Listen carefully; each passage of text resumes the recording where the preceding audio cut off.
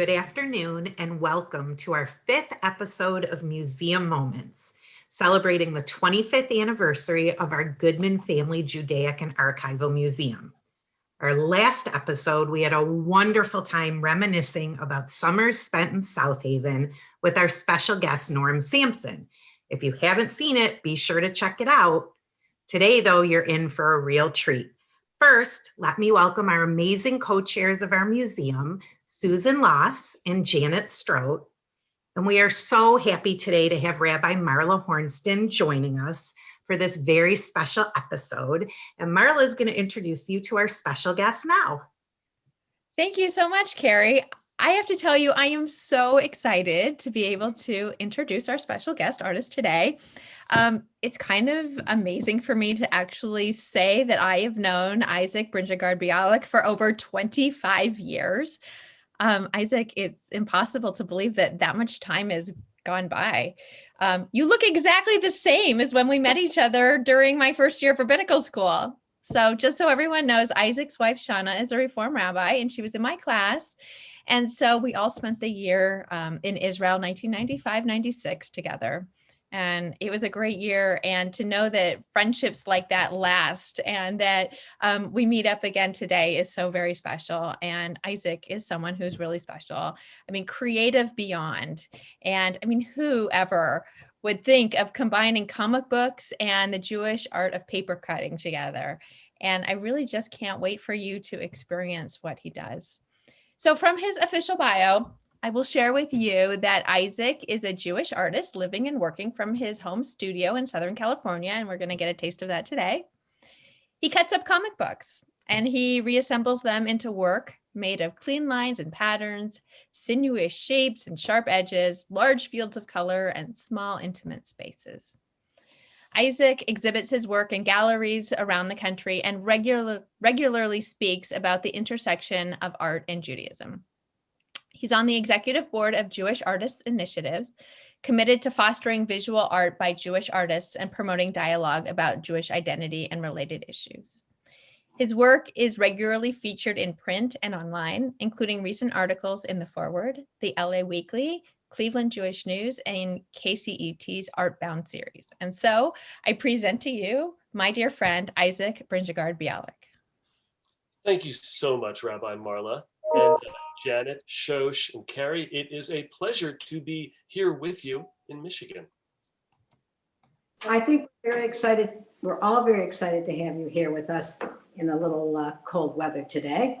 But I know this program will warm everybody up because it's so powerful. I first came upon your work, Isaac, in Rabbi Ariana Gordon's office. She has the Tree of Knowledge and the Hank Greenberg pieces. And I was intrigued by not only the Jewish theme of each piece, but by the unique way in which you took what I would say traditional techniques, such as paper cutting and stained glass, and moved them into the vernacular of today to create works of art that engage the viewer and also sends a powerful message of Jewish identity and hope. So I was wondering, what is your art background? Where were you trained? How did you find yourself in this medium? And was there any person or persons that you would note as someone that influenced you? Yeah, it is looking back on how I put all of these random pieces together. It does seem like an odd journey. I didn't, in fact, go to art school. I went to school to be a writer. And while at UCLA, writing for the Jewish news magazine on campus, Ha'am, I found some folks who were playing around on these Macintosh computers, doing some layout. And I really was engaged by the idea of moving around text and pictures and creating these arrangements and these layouts to communicate to this larger audience. And I got into graphic design. And graphic design is really what fuels my background as an artist, studying how to put text and image together to have this broader message. That's really what I'm doing now with comic books. I'm cutting up all these pieces, using comic books as my paint, but attempting to tell some larger story by putting together these smaller pieces. In fact, I was working as a graphic designer for just a short while before we moved to Jerusalem. My wife was doing her first year of rabbinic school there, as Rabbi Marla said, and I needed something to do. I mean, I was glad to be a tourist around Israel for a year, but I needed something as an anchor.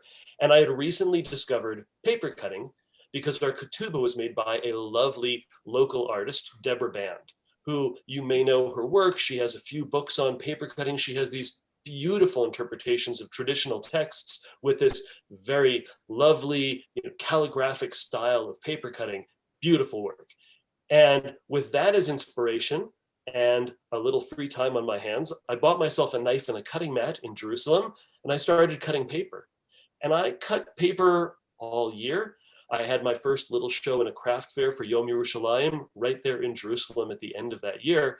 And I cut paper for another 10 or 15 years before I really figured out my voice, which is leveraging my interest in comic book narratives, in these big, bold, bombastic stories of good and evil as a way to explore traditional Jewish texts. And that's where I find myself now with my work, incorporating the sense of studying text, studying Judaism, this really firm foundation in our language and our stories and our people and our values, combined with the comic book narratives, which tell these great stories about superheroes and about villains and about being a good person and how one does both things at the same time. How do you save the world, but also build a loving relationship in a family?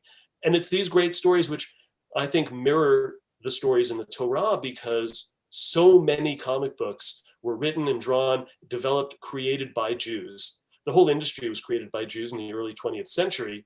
And it's not surprising to me, therefore, that we see so much Jewish adjacent content in the comic books that I can use as a way to explore traditional Jewish stories. Right. What did you find so compelling about comic books as they relate to your work? And who were the creators of the comics books that you found so inspirational, and where'd you get them? It's crazy when you look at the history of comic books. For those who don't know comic books or the modern comic book movie industry, when you realize that so many of the characters that are now big screen marquee names like the Avengers, Iron Man, Thor, the X-Men, the Fantastic Four, all of these characters were created by Jews. Superman, Batman, all of these comic book heroes that still resonate with the public cultural consciousness even today were all created by Jews, mostly in New York, mostly in the same 10, 15-year period in the mid 20th century. When we talk about the patriarchs, I like to talk about Stanley, Jacob, Joseph, and Jerome, which is Stan Lee, Jack Kirby, Jerry Siegel, and Joe Shuster. These four guys and a whole bunch of other Jews created all of these superheroes. And I loved reading them as a kid.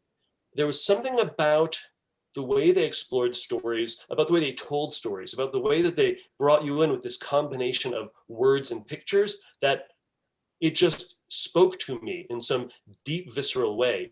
And as someone who only read comic books as a kid, I didn't quite know what that was. As it turns out, it's because I was going to find this way to engage with comics in a deeper way, and combining it with my interest in Jewish text and Jewish tradition. So, when I say, well, Jack Kirby grew up going to religious school, and so it's no surprise that he's got characters who struggle with good and evil, that seem to have similar stories in their lives as the patriarchs and the matriarchs. When you know that characters like the Thing from the Fantastic Four, this big rocky orange character, is a stand-in for Jack Kirby and is also a canonically Jewish comic book character, and you start to realize, oh, he's putting himself in this arc that he's created. And that's where I find myself, is putting so much of myself into this work, which is a pastiche of comic books and Jewish text and pop culture and the books that I've read and the movies that I've seen. It all comes together, and theoretically, I think you could break it down and have a fairly good picture of the inside of my mind, which is at times chaotic and messy. But yeah, inspired by the Jews who made comic books, inspired by people who have made art, books, movies for all of these years, that it's all mixed up in here and it comes out of my knife. can you help us understand the process you go through to create your works? Perhaps show us, give us a little demonstration. I would love to, Janet. I can take you over to my studio table over there. I've got it set up with a knife and some paper. I can show you a little bit of how it all happens, and we'll take it from there. So if you will join me, I'm going to mute this camera, walk over there, and turn on that one. Great. I'm really excited to see that. I love it. So ideally, you can see my hands there now? Yes, we can. Excellent, good. It's nice when technology helps us out in this way, isn't it? So I've got a few things here on my table. Probably the most important is the one you're not even going to notice, which is this cutting mat, because I don't want to go through tables the way I go through paper. These things are pretty darn sharp. So I've got my knife. You'll notice I'm a lefty. As a proud southpaw, I always make sure to demonstrate things totally backwards. So knife, a little watercolor paper. Now, this stuff is pretty sturdy. You can probably hear it. It eats paper, it eats blades like you wouldn't believe. I can go through a dozen blades on any particular piece. And the other thing that I need is this pencil. I always start out with a little bit of text. So I'm studying maybe the Parsha Shavua, maybe it's a little bit from the Sefer Agadah, edited by Bialik and Ravnitsky, maybe it's something from Talmud, and those ideas all wind up being this pencil sketch. So for the sake of argument, right now I'm going to do a little bit of flame. And I wouldn't necessarily draw everything out before cutting.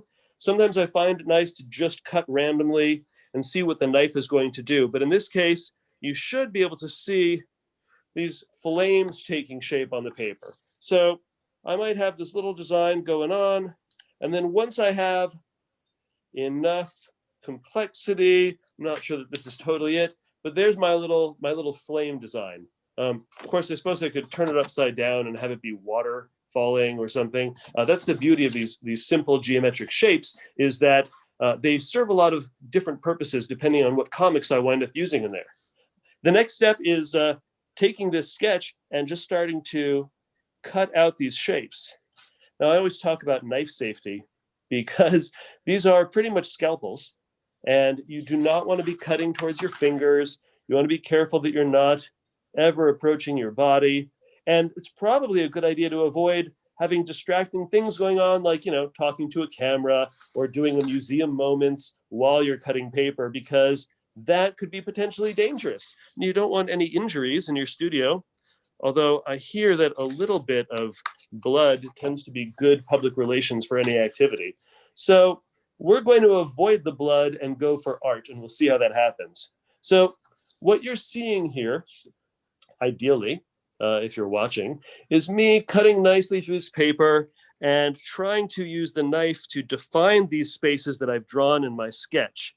And I will usually make some changes while I'm going through there. I have different ways of thinking about the shape once it actually comes together under the knife. And what you're seeing, therefore, is sometimes there's some pencil that's left over where I haven't been cutting. But that's not a problem because we're looking at the back of the piece. Once I'm done, my plan is always to flip it over so you don't see any pencil lines. It's totally clean, and you get these nice mortised shapes. Now, this is obviously only part of the process, because when you see my finished work, which I know we're going to look at in a little bit, you'll notice that they are filled with color. As I said, I cut up comic books. Well, so far we're just at layer number 1, which is cutting up this watercolor paper. So once I've got this all cut up, that's when the comic books come into it. Now, I have here in my studio my childhood comic book collection, comics that I've had since I was a kid, that I've been reading and rereading and, well, now cutting up for the past decade. Sometimes you find some really interesting figures because the comics come from different eras. So here is President Ronald Reagan, because this comic happens to be from, 1986. So, totally relevant modern reference. Actually, what's crazy is that these comics, we have this great group here being led by some tyrannical demagogue, basically calling for blood, demonstrating in the streets because they've been lied to. They've been misinformed about what's going on in their world, and they are angry. So again, not really anything relevant to the current headlines, perhaps. Comics so out of date, right? Anyway, as I was saying, I've got my cutout piece, I've got the comics here, and then let's say I decide I really like the color of this or the words that are going on here. Oh yeah, let's get out of here. He's crazy.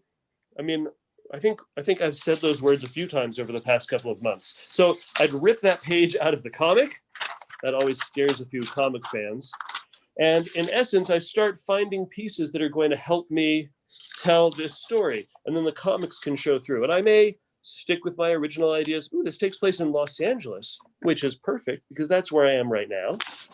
Or I may change my mind and find something that I like in terms of the explosion.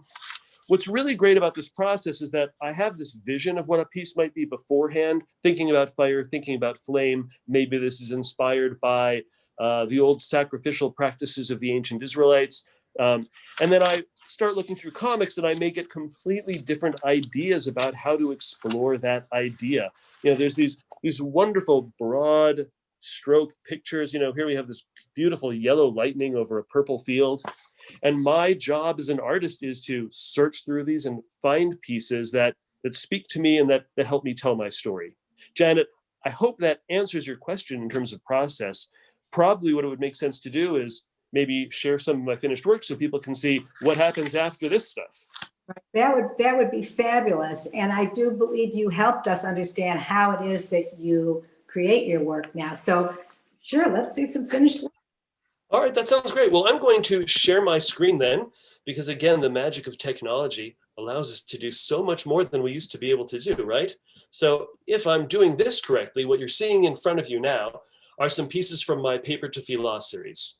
Again, all of this color that you're seeing in these works is cut up comic books. Occasionally some maps, some watercolor pieces I may have done, or even some bits of text taken from books that were destined for the Geniza. But it all winds up cut up and making these pieces.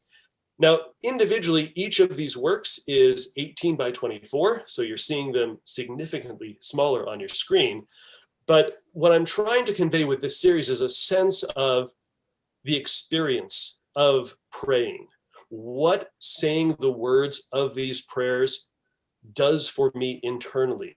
You know, during my tefillah. That was the exploration I was going through here. So it's a very personal series, even while I deal with the outward mechanics of these prayers and what they ostensibly mean. So for instance, the Yotzer piece, which is second from the left at the top, is made up of characters who use light in fighting evil and darkness. Why? Because the Yotzer praises God as the creator of light.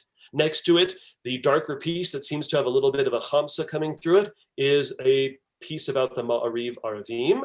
And so in that I feature comic book heroes who are involved with darkness, like Cloak. You can see quite a bit of Cloak in there. In fact, Cloak's partner Dagger, who uses light, is seen a lot in Yotzer. So these are very much companion pieces in the same way that day and night are companions, in the same way that we'd say the Yotzer in morning prayers, but Ma'ariv Aravim in the evening prayers. So the partnership of those heroes is reflected in the ways that I use them to talk about the partnership of these prayers.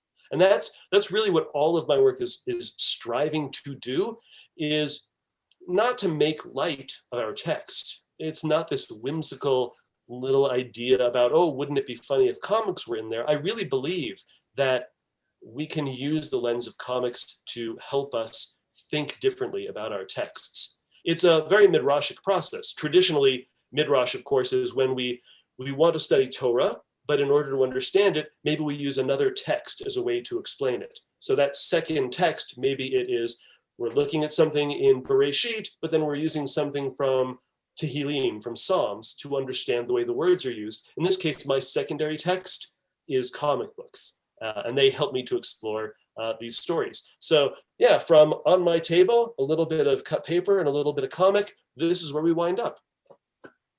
Wonderful. Absolutely wonderful. And so inspirational.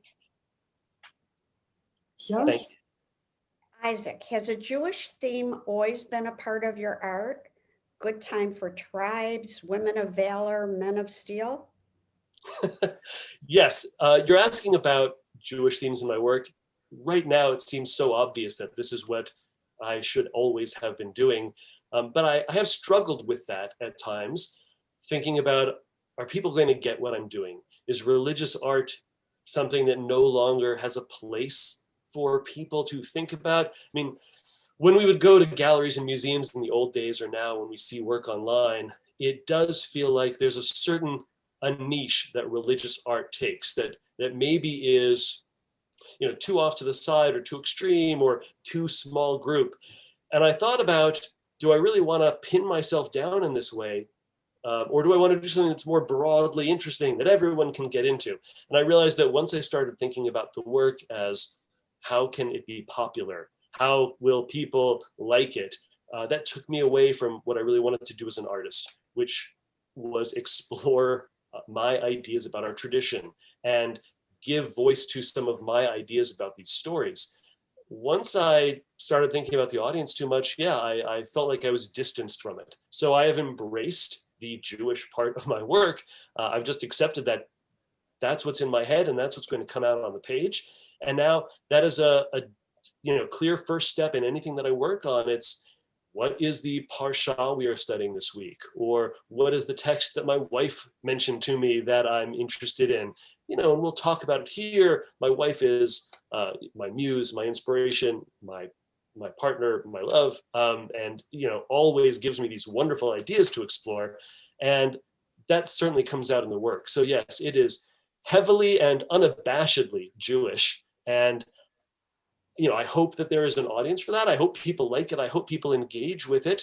But really, this is a very personal endeavor. So it feels right to me. It feels authentic. And it's very satisfying for me. It helps me work through a lot of my own issues. And I think I've found the right place to be. So we're all struggling, I would imagine, through this pandemic. And I was wondering how the pandemic perhaps has influenced your work. Is there some subject matter that has really come forward in what you're doing to deal with these times? Yeah, it's been a difficult time for everyone, obviously, dealing with all of the pandemic, the lockdowns, quarantines, disease and death. And then on top of that, there has been so much over the past 12 months or, in our experience that we've gone through, right? So in our part of the world, we have had bouts with fire and where our institutions have burned down, where we have been threatened by, forests and streets and, buildings going up. Then we've had smoke issues. And in fact, I'm fairly sure that a lot of the smoke from the fires on the West Coast traveled into the middle of the country as well. And we had days where you couldn't go outside because of unhealthy air quality. We, of course, had issues of racial inequality and justice being sought after in the streets. All of these things have, fueled my work as an artist. I've been very lucky to find in this inspiration. I'd like to imagine that I'm not so, mixed up and, damaged by all of this that I needed this as therapy, but it has worked out very nicely. My wife says that I can take all of my frustrations and anger and issues out here in my studio, and that makes me healthier and happier. That may be so. Again, I find art to be a very personal experience. I'd love to show you what I've been working on over the past year, and I can share my screen to do that.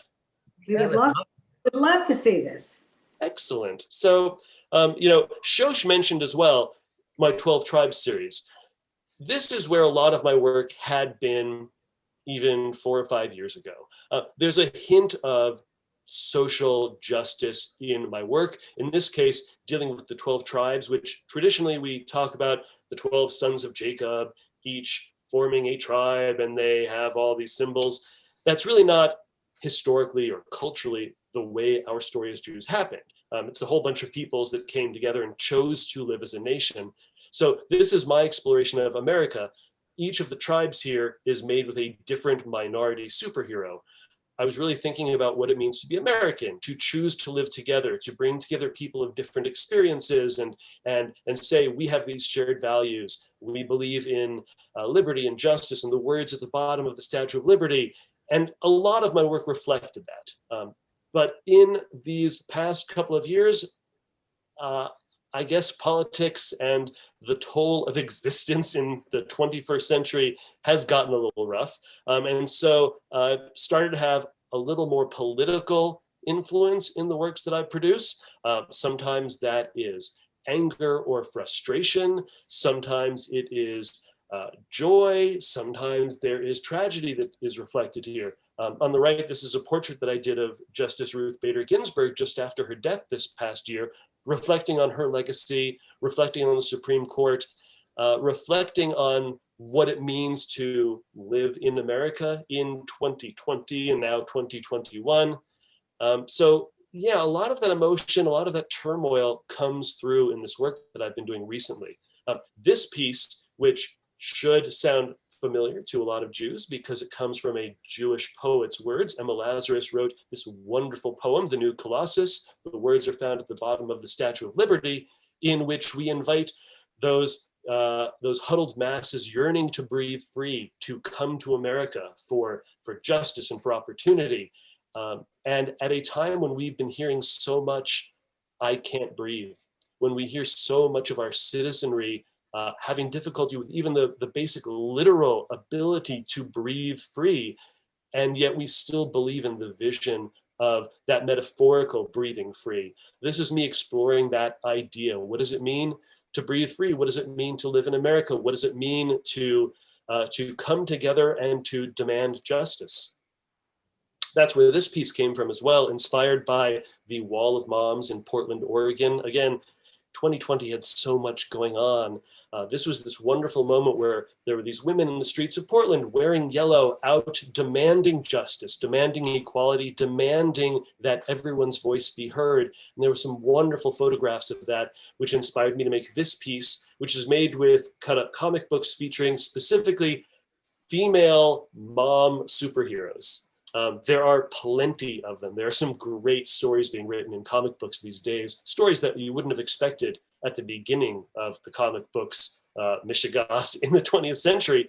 But now the idea of a woman like Spider-Woman, Jessica Drew, who is pregnant and trying to balance that with being a superhero and then giving birth, which is a whole issue in itself, and then dealing with a toddler, and how do you balance all these parts of your identity, and still fight for justice and truth. It's such a wonderful story because it gives me hope that no matter how many plates we have spinning at any one time, that we can pursue justice. We may not always find that more perfect union, but we always strive for it. So that's where a lot of my work was coming from in the past year. But in particular, and we're going to talk a lot about this, I think, in particular, we were affected by this pandemic and by the lockdowns. And in March, when we were first shut down in Southern California, I turned to the narrative of the golem. The golem story is one that many cultures have versions of, but I think the Jewish story is particularly interesting. There are different variations and folktales and legends, but many of us have heard some variation of there was a rabbi and the community was in danger from forces outside of it. And in order to protect the Jews, the rabbi builds a golem, some sort of humanoid figure out of clay. Maybe there is a Kabbalistic spell to power it, or some magic Hebrew word or name of God written on a scroll or across its forehead to give it power. And that this creature, this golem, would then protect the Jews in some way, maybe through brute force, maybe through providing evidence in a legal case, which, believe it or not, is one of the golem stories trying to disprove the blood libel. And I thought to myself, what does it mean to need protection and safety? When we are locked down in our homes, when we can't go outside without some sort of protection, where we have to be thinking about, am I safe? Am I engaged in too much risk? These golems became a way for me to explore the idea of safety, not creating an actual golem to come to life here in my studio, but engaging as writers have done, as artists have done in the past, making golems to explore the ideas behind protection and safety. And again, since we're making the golems, it's almost as if we're protecting ourselves. And each of my golems has been made with different comic book heroes that, depending on the moment, represented one kind of strength or protection or another. The very first one that I made was made out of The Thing, I mentioned him earlier as this canonical Jewish superhero character created by Stan Lee and Jack Kirby.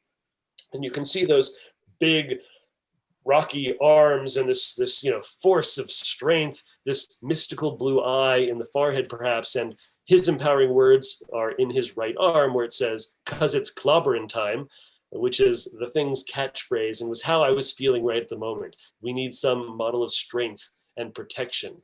But as the lockdowns continued, as 2020 continued, various other things came to trouble me or intrigue me. And I would play with these different characters, these different superheroes, trying to address these things that I was seeing in the world around me, trying to process through my art, how I could just make it to the next day sometimes. In this case, this is a piece made with Black Lightning Comics, and he is one of the first canonically Black superheroes of the DC universe. He's got a wonderful story. Jefferson Pierce is a school principal by day, but a superhero vigilante by night. And you can read his empowering words in the forehead of the golem. It says, "The fury of justice." And you can read in his shoulders, the intensity is escalating. There's this real sense of anger and of this storm that we knew was coming, and here it is. And that sometimes those battles erupt in real violence. So, whether it was that or the general sense of empowerment and safety, or maybe it was the fires and the smoke, I have dozens of these smaller golems here in my studio that are all very reflective of the particular moment in which they were created.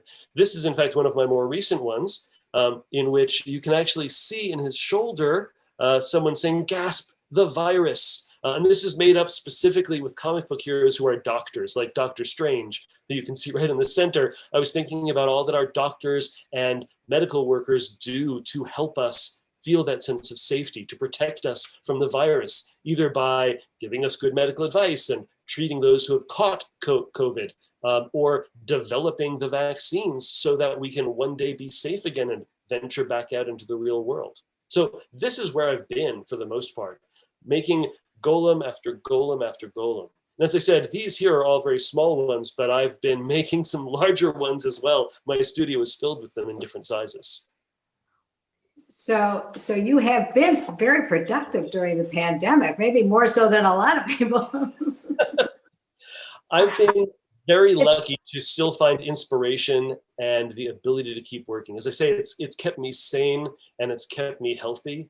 So yes, I've been very fortunate. Isaac, what are you hoping to accomplish through your art? What do I want to accomplish? It's tough. We talk about results in any process. And I always like to think about the fact that the process itself is what we do, and results are what happens if we authentically engage in the process. And I think art is that same way as well. I know what I want to do for me. I know what I'm trying to get on the paper. Do I have some sort of goal in mind? I mean, maybe. I talked a little bit about Midrash, right? About our interpretations of stories and how you use another lens and you look at them and you try and figure out, okay, what did this text mean? What did this rabbi mean? Midrash, for me, is a conversation, because we're looking at things that people have said, not just yesterday and last week and last year, but hundreds and then thousands of years ago. We have been studying our texts as Jews for so long, trying to make sense of them, trying to figure out how do they fit into the present? How do we make our values and what we read in the Torah of contemporary significance? And I think it's by engaging in this conversation, not just with each other as we are here, but by talking to people who wrote things before we were born, before our parents were born, before our grandparents were born, by responding to their ideas with our own, whether that's through writing or some other form of art, like cutting up comic books. We're engaged in a conversation. So what do I want my work to do? I hope that it encourages more conversation. I hope that people see something in my work that makes sense to them, or triggers another question, or makes them want to study the source. So when I explore the idea of identity in a portrait of Jacob, who has so many different names, and what does that mean when someone keeps changing their name, or when a whole people are named for one person? When I explore that, I hope that my response to something that some rabbi said 1,000 years ago sparks someone new to see it and say, oh, let me go see what he's referring to. What is Isaac talking about? And maybe that creates another conversation and a new way to understand the story. When you ask Shosh, what do I want to happen? Yeah, that's what I hope happens, is people engaging with our tradition, engaging with art in whatever form, and not just taking it in, but also making their own work and their own responses. So I understand that recently, through or on behalf of the Jewish Federation of Greater Portland, you presented William Shatner with a piece entitled "To Boldly Go." And it's interesting that within the Star Trek genre, you put a Jewish theme in it as well. And so I was just wondering, if you're able to show us what that piece looked like, or if you can tell us a little bit about your, what should we say, your participation in the Star Trek adventure. I would be glad to. I have liked Star Trek for virtually all of my life. I mean, I started off watching reruns of the original series when I was a kid, but I have watched all of the series. In fact, I mentioned being in Israel with my wife. When we were there, Rabbi Marley, you'll confirm this, Israeli TV had like 3 stations. That was it. One of them, however, at noon every day on weekdays, showed Star Trek: The Next Generation with Hebrew subtitles, which we pretended was helping us to work on our modern Hebrew, but was really just because it was Star Trek. And how do you not watch Star Trek? So I've been a big fan of the series, the movies, of the actors forever.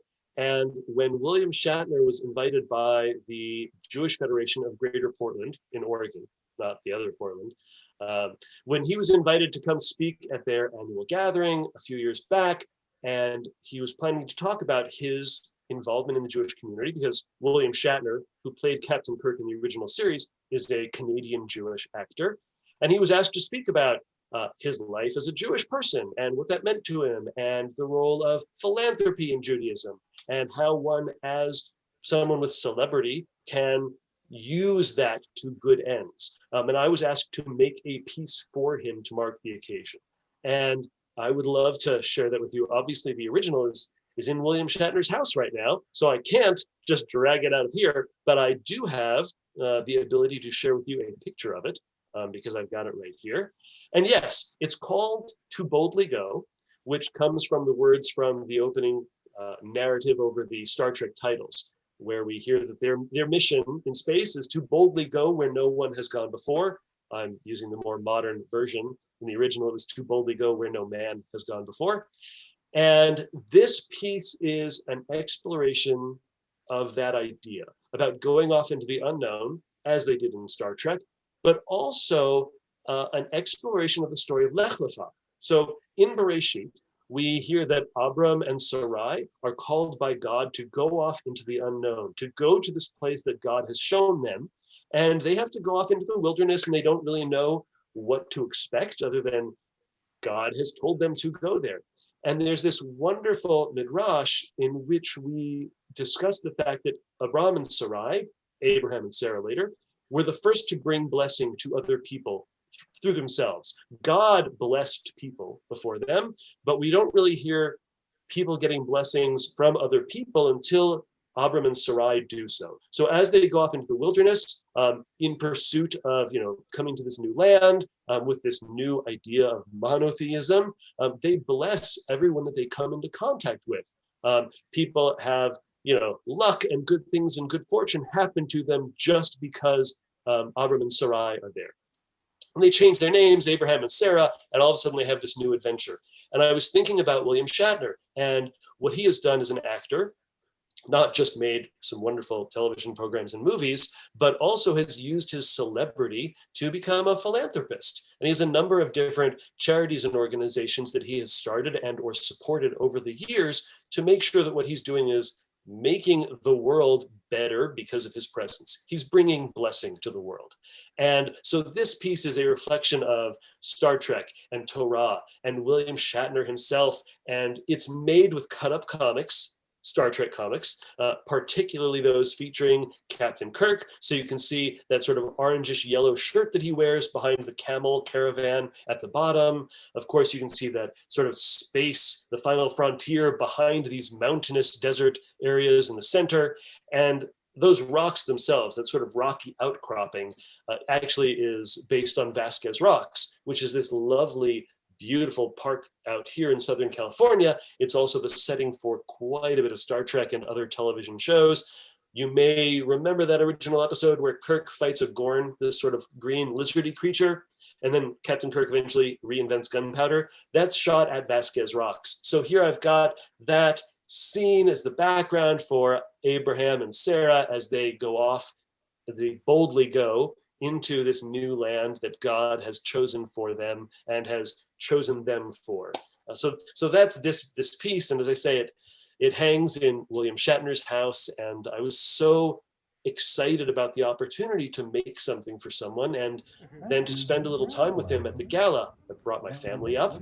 My wife and kids are all Star Trek fans as well, and we had the opportunity to talk with him a little bit and hear about what he was doing. And he asked after my kids' interests and what they wanted to do when they grew up. I mean, he was really exactly what I wanted him to be. Someone who spoke as if he respected us, respected my children, and was interested in them, and really just couldn't speak more highly of the experience. You should totally always meet your heroes. Don't listen to that advice that says don't. I'm thinking I'm meeting you. You could be a hero to me. Sure. For sure. Last question, where are other places your art is exhibited? Ooh, I've shown my work all over the place. As I said, my first show was really like a craft fair in Jerusalem for Yom Yerushalayim back in 1996.